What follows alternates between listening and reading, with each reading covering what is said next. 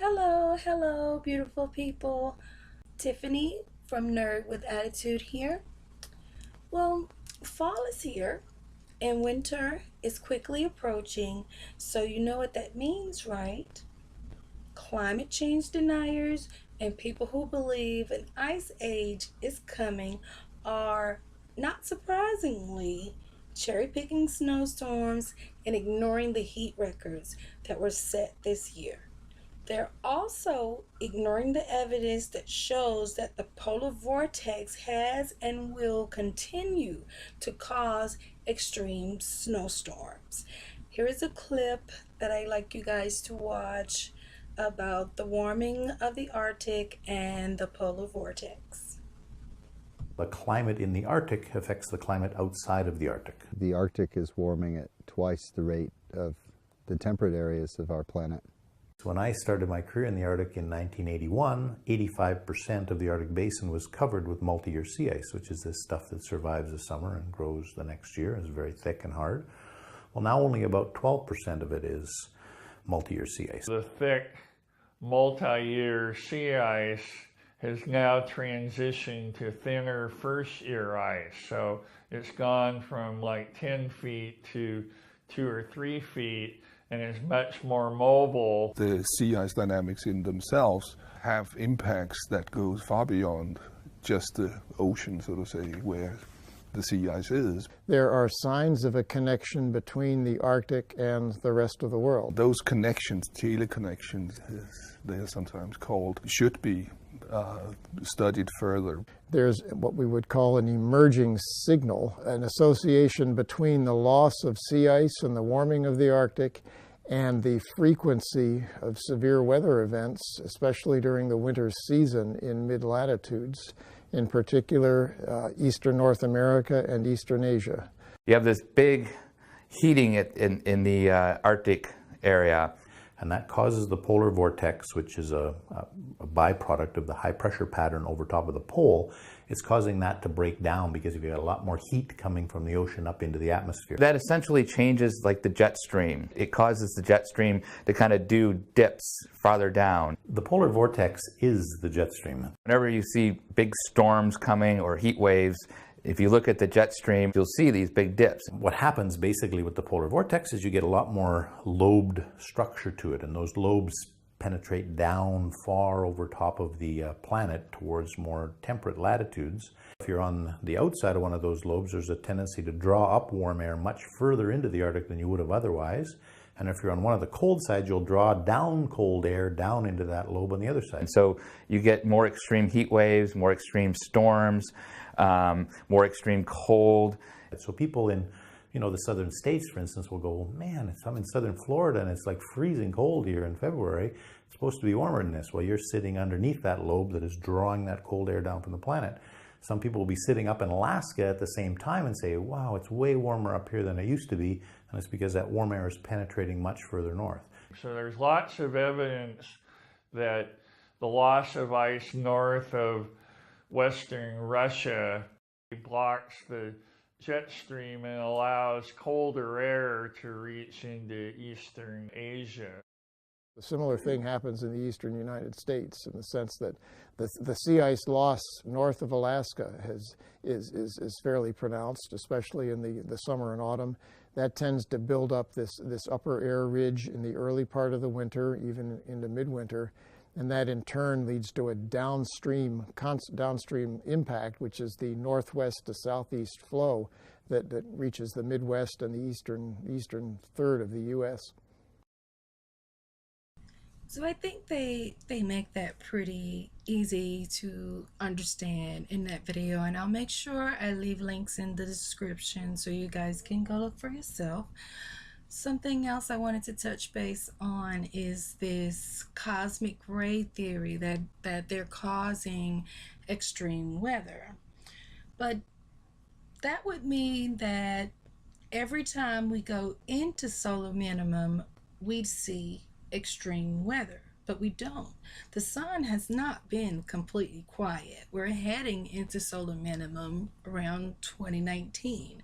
So it doesn't make a lot of sense to me to believe that cosmic rays are causing extreme weather. So they would have to do it every time.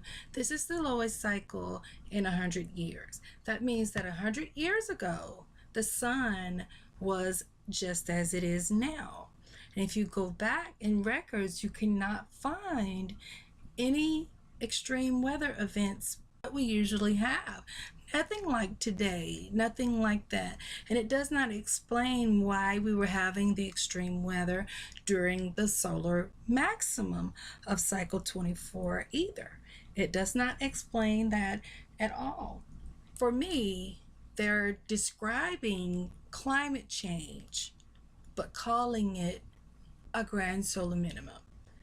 Well, an ice age is coming. Well, it's really hot outside. And as soon as they see some snowfall, they just go nuts. Oh my God. Oh my God. Dude, it's snowing outside. That's nothing new. It's going to keep happening. We're going to be hot and we're going to be cold. And that is something that I've tried very extremely hard to get people to understand. Global warming doesn't mean we're not going to be cold anymore. Everything that they predicted is happening.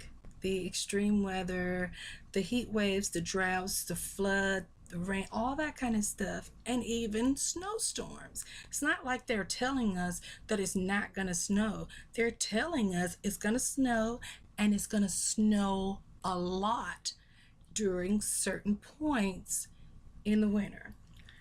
So last night I put together a video, well, actually finished it this morning, that shows the fall and winter outlook, and also the heat waves and heat records that were set this year.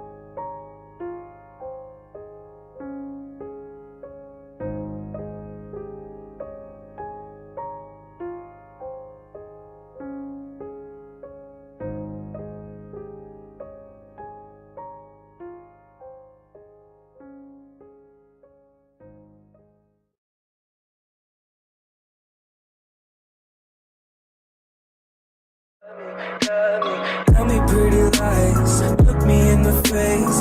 Tell me that you love me,